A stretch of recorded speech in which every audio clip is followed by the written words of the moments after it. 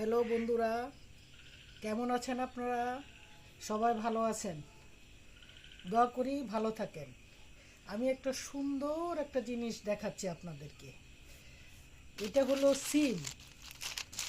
সিমটাকে শুকাইছি, শুকায় সিমটা শুকনা করেছি।